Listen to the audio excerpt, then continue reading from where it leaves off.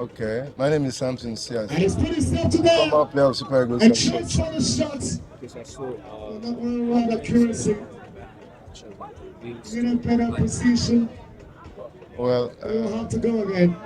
We went for under 20 tournament. I think it's Singapore. Two future stars. And, you always meet different kinds of people. So many guys gave me his card. It's a match agent. But I didn't even know it was a match fixer, because you never know by beating somebody, just knowing what the person does. At the end of the day, he told me that there's a club in Australia that wants me to bring some players. I said, okay, no problem. I played in Australia, it'd be fun to go back there and coach. So we started talking on exchanging emails. Done that for a couple of times. And later he came back and told me that they're taking another coach, that they don't need me anymore. There's a reason why they continue to. The deal stopped.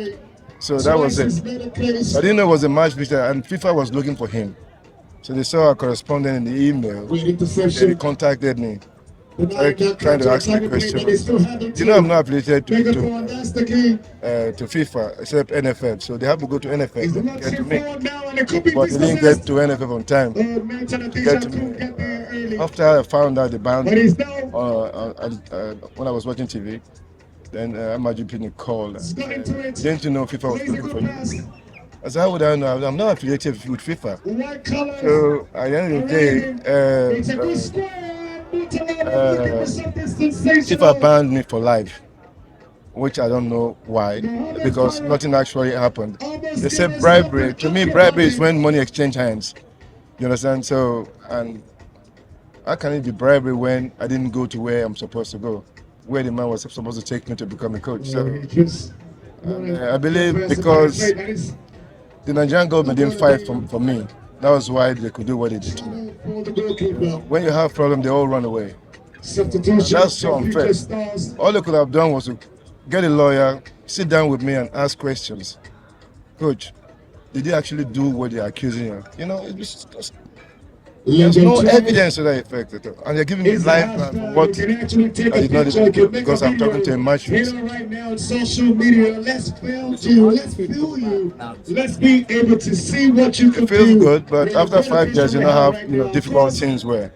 I live in America, I have to pay mortgage, and how would I take care of my bills and all that? So it's not funny. It's not easy at all. Coming back is good, but what I went through, if I had even stolen something, it would have been different. That I knew if I steal, they catch me, then I will go to jail or anything.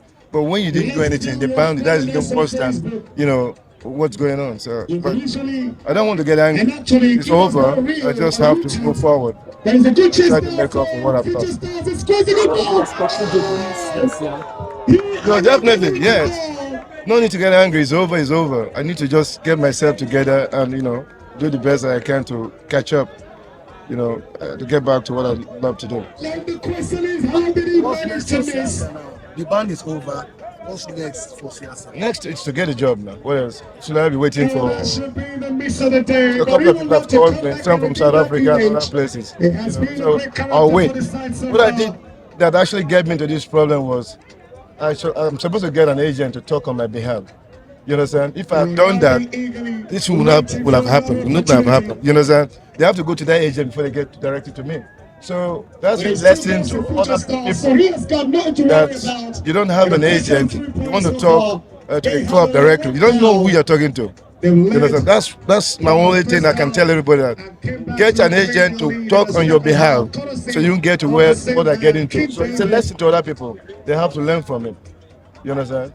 Okay, but guys, making around that. Nigeria, Mighty have approached you or your agent outreach. No. Don't approach me. The chairman of Mighty Jets is my friend. It's my boy, and we keep talking things that not happen.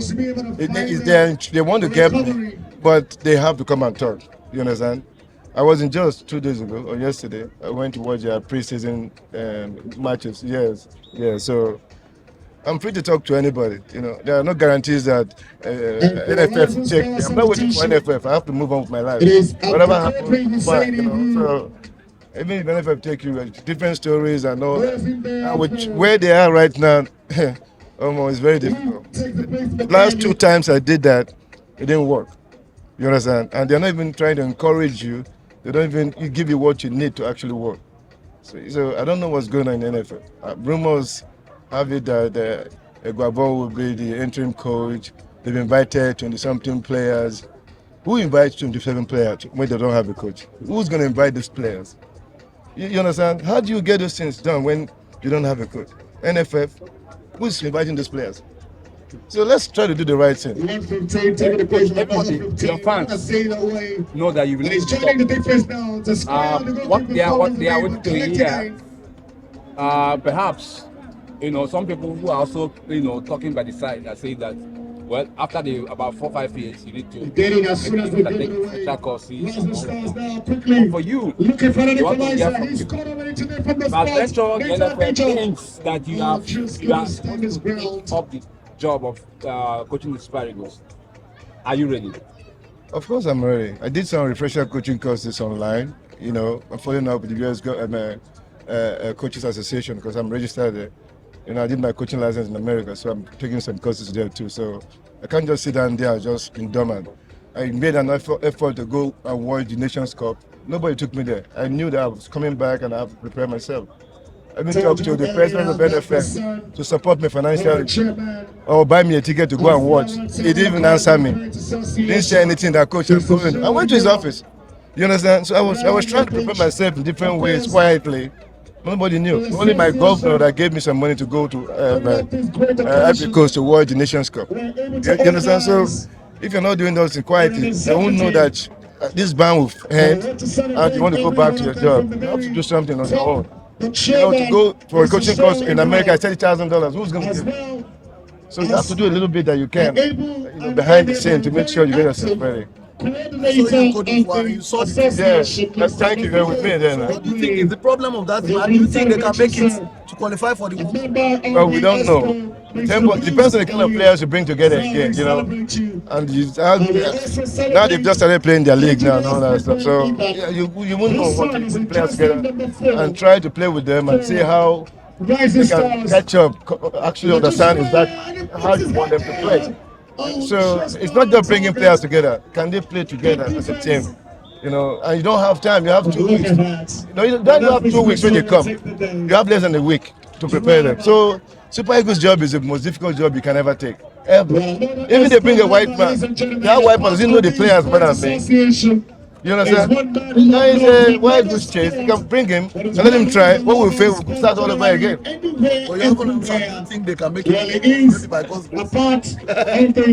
So tell God grace. Only Nigeria serve God. Other people they serve God too. If you don't prepare well, you cannot win.